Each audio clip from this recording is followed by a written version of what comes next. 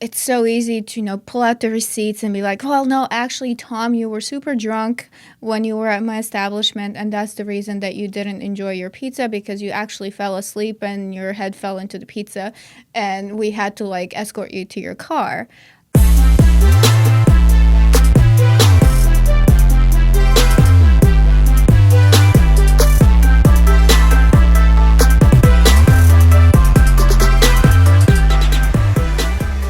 Welcome to Kickin with Kapok. Today we're going to be talking about the top 7 mistakes businesses make on social media. And we're going to let Morella start with the first one. Well, I think that this is one of the most popular ones, and I can't say that it is the most popular, but we see this a lot. And that's entirely ignoring social media. And maybe sometimes you have a business owner who doesn't necessarily like social media or doesn't use social media for personal use. And then he or she decides that, well, I don't like it. I'm not even going to engage on it or in it professionally. And so they just don't create any social media accounts for their business, or sometimes they do because someone kind of convinces them to create it, but then they don't do anything. They just leave it kind of empty and blank, and just which is just as bad as not having anything. And so they're essentially foregoing this huge opportunity to talk to their customers or potential customers on Facebook, Instagram, or whatever the platform may be. Yeah, and I think the biggest thing with that point is just because you don't like social media personally, that's fine. You don't have to use it personally. You can still use it for your business. The two things are separate. So don't let that stop you from getting started with it. Yeah, and personally, whenever I hear of a new business, let's say that it's a restaurant and I want to I always want to see what their food looks like. So I usually go to Facebook and I try to find that restaurant's Facebook page. If I can't find it, I kind of feel frustrated. So I probably just go to the next restaurant that does have a good Facebook page and does have good pictures of their food, and I probably just go eat there. So it's just a missed opportunity, and it's something that it just shouldn't be kind of overlooked.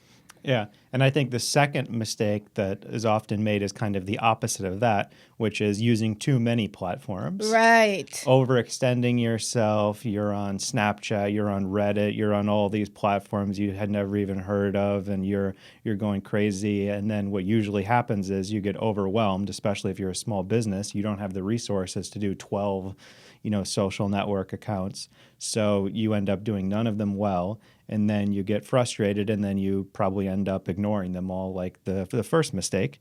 So I think the key is to just focus on the platforms that are, the easiest or the most, have the most bang for their buck, where you can reach your target market, and just focus on not overextending yourself, and do a few of them really well. You even start with one, and as you do one well, then maybe you move on to the second one, or you start with 2 or 3 to start with.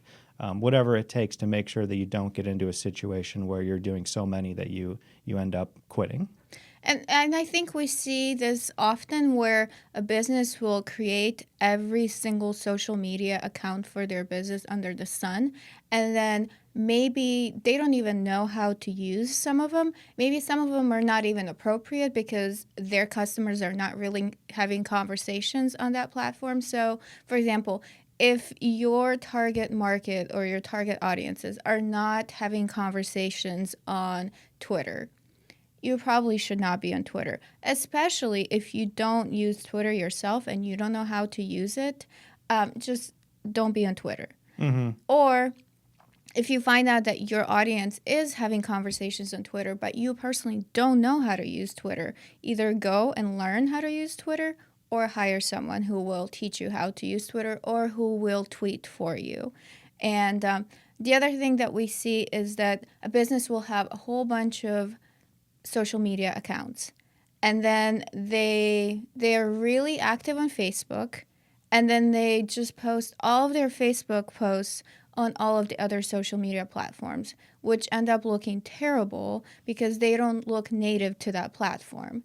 And so then I'm just starting to think, well, why would I even go check on your Instagram account if I know that I'm going to see the same thing on Facebook?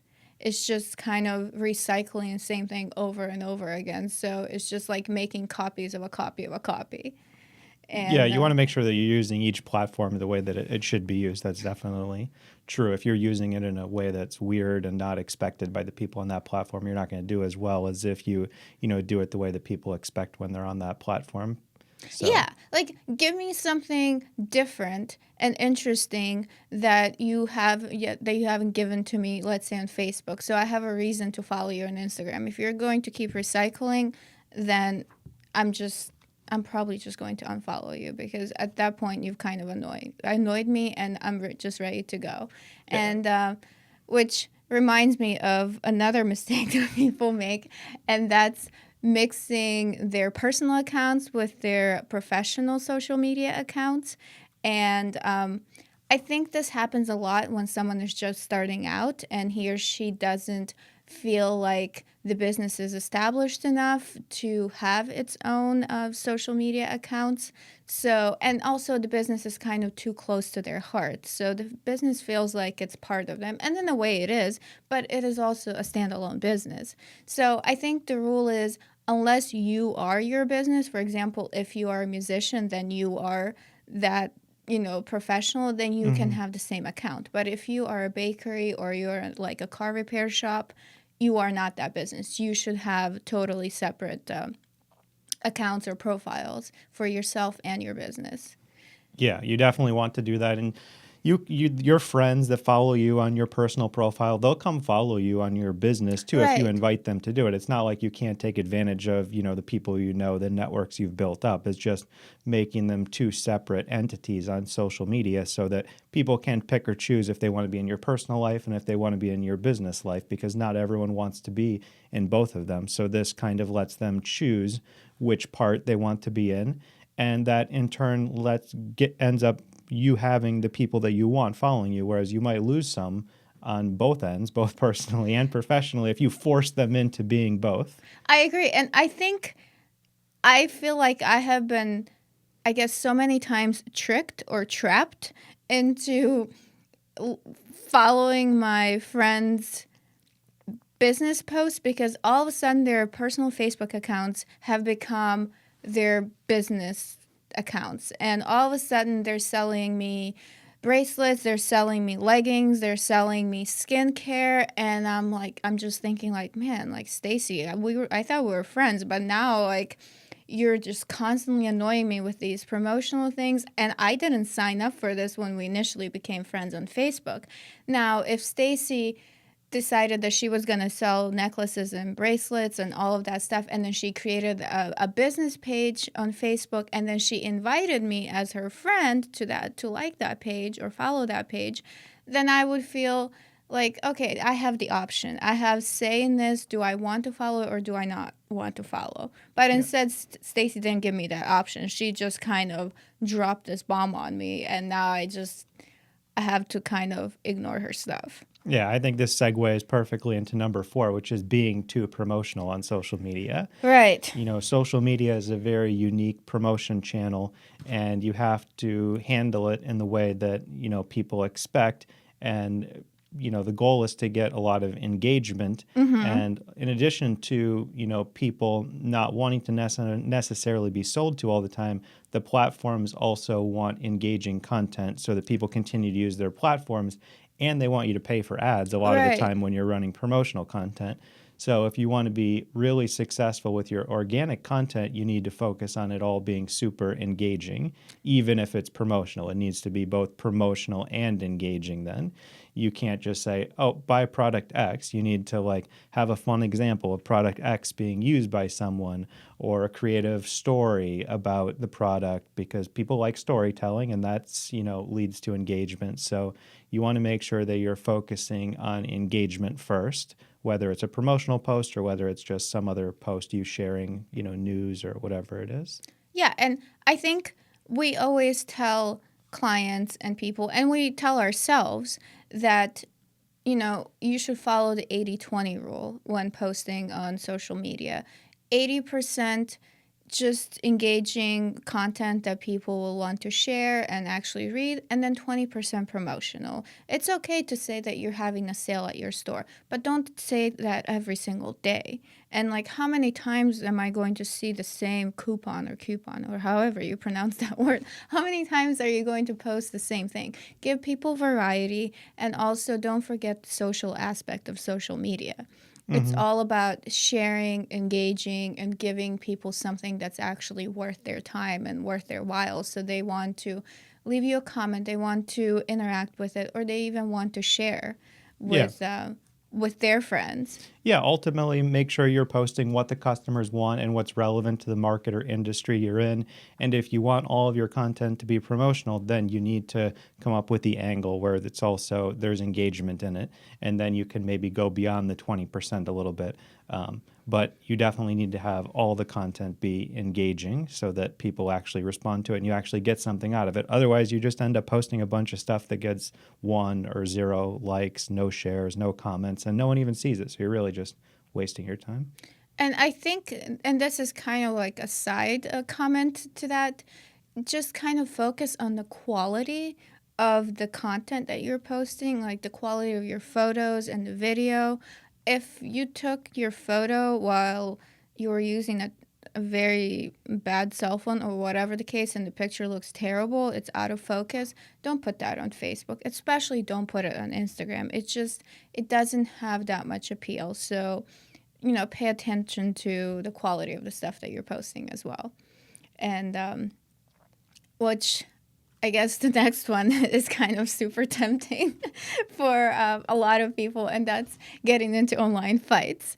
And I can't say that I've never been tempted to meet someone in the comments and passionately discuss things, but as a professional, I know that that is a huge no to argue and just go nuts on Facebook, on Twitter, on Instagram, and, try to destroy people who necessarily maybe didn't like the stuff that you posted, or just being controversial as a business professional. It just never goes well. Even let's say that a customer posts something about your business and you know for a fact that it's not true. And, it's so easy to, pull out the receipts and be like, well, no, actually, Tom, you were super drunk when you were at my establishment. And that's the reason that you didn't enjoy your pizza, because you actually fell asleep and your head fell into the pizza. And we had to like escort you to your car.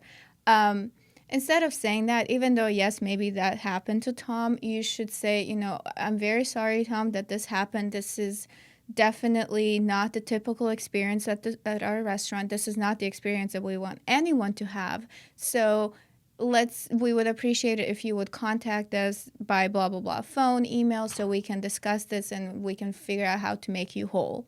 And that's the appropriate way to do this. Yeah, you definitely want to take all your interactions like that offline. We've talked about that in the past. You need to take your customer service stuff and just cycle that into an offline forum, or even, online, in the sense you could be email or something like that, or direct message, but just make sure it's not public.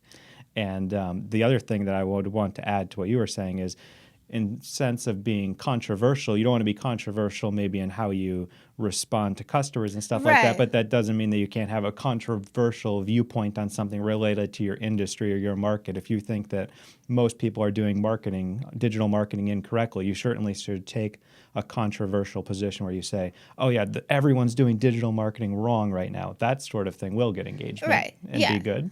And that's true. That's a good point. I I guess I was mostly just thinking about the things that are like controversial in like a negative way that Yeah, can yeah. negatively affect your business. Hmm. And I like think basically just off-topic things or with customer service. right. And, regardless of how right or wrong the person is who is commenting on your content, it's always going to look bad to the outsiders to see an established business, or it doesn't, you can even be just starting out, to see a business kind of beating up on a little guy. in the comments on Facebook. Yeah, I mean, So it's just basic customer service. I mean, the same thing's true even at the store. The stakes are just much lower because only the other customers that happen to be in the store will see it. But when you do it online, all your customers see it.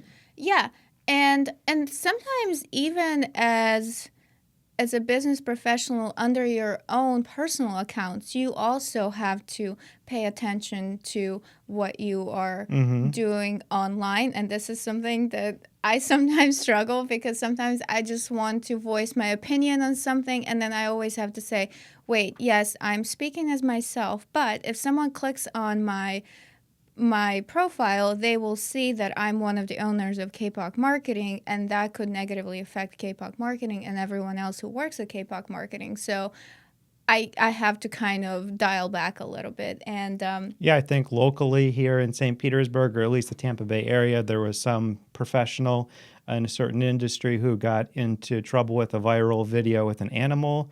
And all of a sudden, he has a lot of negative reviews on Google. And, you know, you do something, you're not thinking in the moment what the ramifications are. You just have to be really careful about what you do, even in your personal life, if you're a public business on the internet.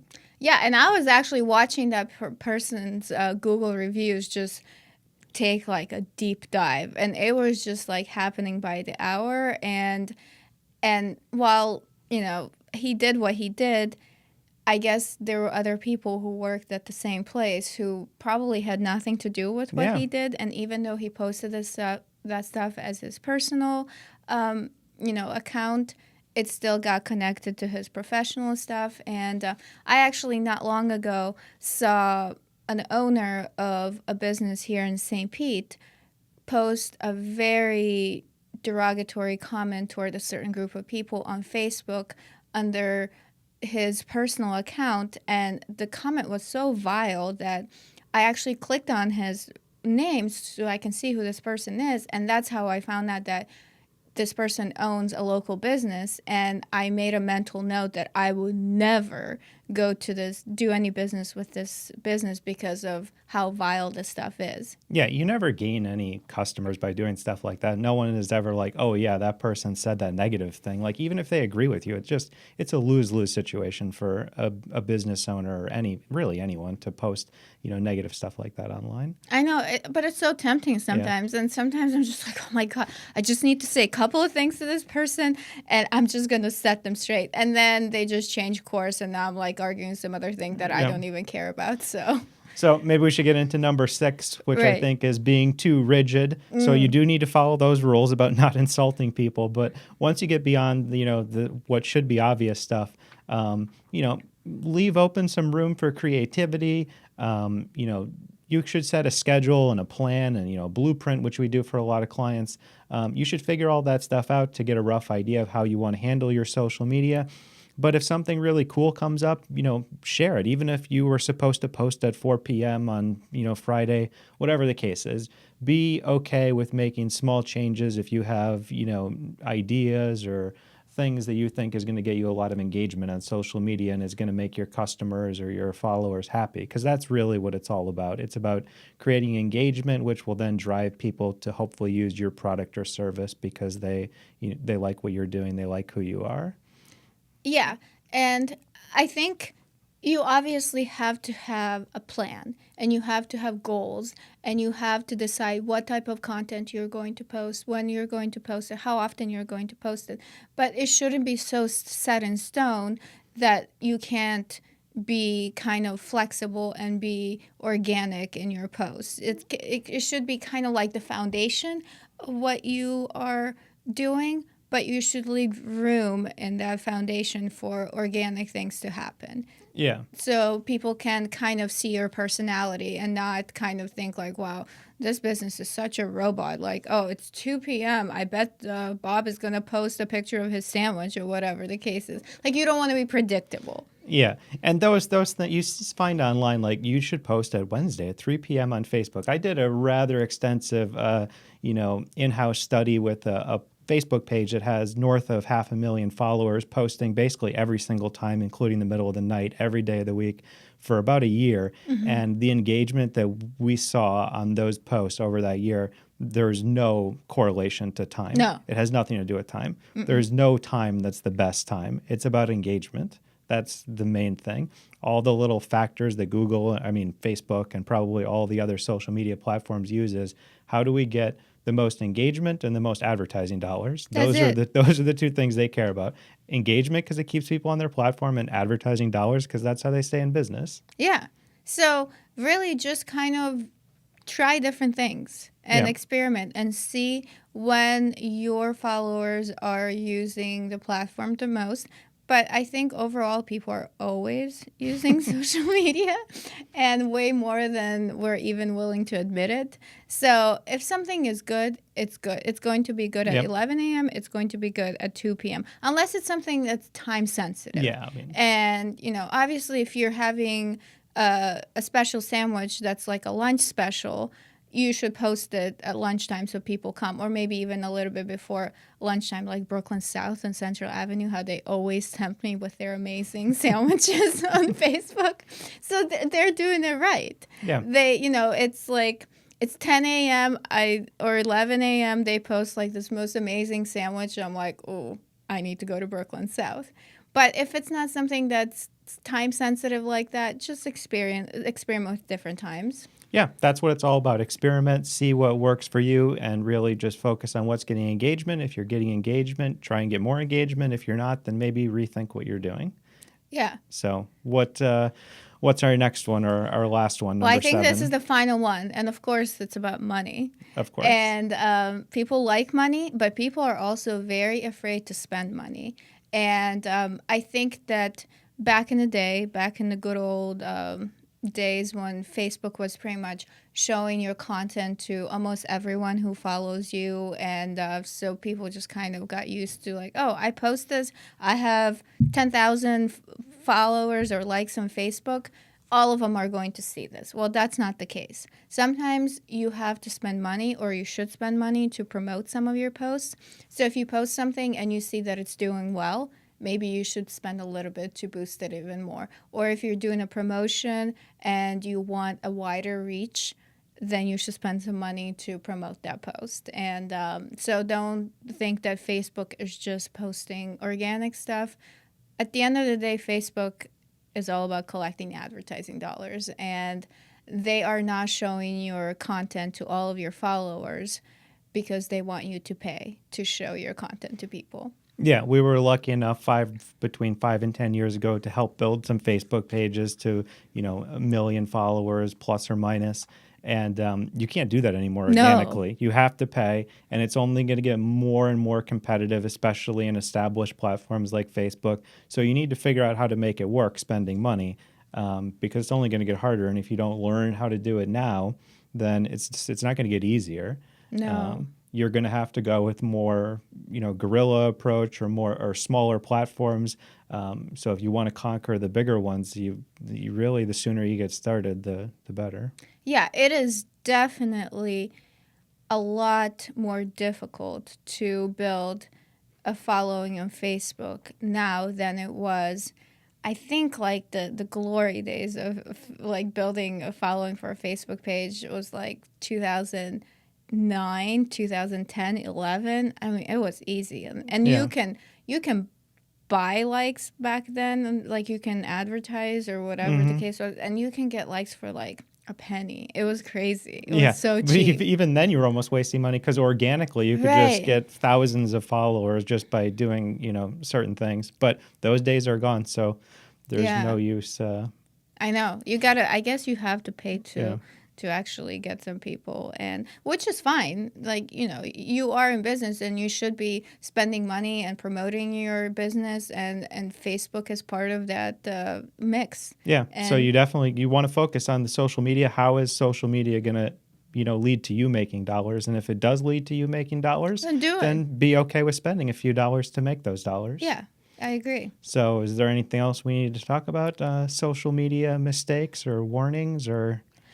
I think these are the main ones, and I think the most common ones that we see. I'm sure there are some little ones that people do. I think overall, we should just encourage people that social media is good, but it needs to be very strategic. Yeah. You have to have a plan. You have to ask yourself, what am I trying to accomplish? What do I want to accomplish? And what do I need to do to accomplish this with social media? If you don't have a plan for your social media, then you're just kind of throwing stuff out there. And I mean, maybe it's working, maybe it's not. Who knows? Like, there are no like benchmarks. There's nothing. It's just whatever happens. Yeah. I try and break it down into two things. How are you going to turn your engagement on social media into dollars with your business? And then how are you going to get that engagement on social media? Right. And I think you can start with either one of them, but you ultimately need to figure out how the two of those things interplay with each other and how you make that happen for your business. Yeah. And whatever your goals are, those things are going to drive your activity on social media. So just you kind of have to look in and ask yourself those questions and then go from there. I agree. I think that's it. And don't argue with people online. Yeah, definitely don't argue I'm with also people telling online. myself not to argue with people online. It's so tempting sometimes, but yeah, it just doesn't go well. All right. Well, with that, I think it's been another great episode. If you have any questions or comments, feel free to comment below on the video, or if you're listening, you can find us on social media and leave us a comment there. We would love to hear from you, and we'll have something just as great for you next time. Maybe we'll argue with people. Hopefully. Meet me in the comments.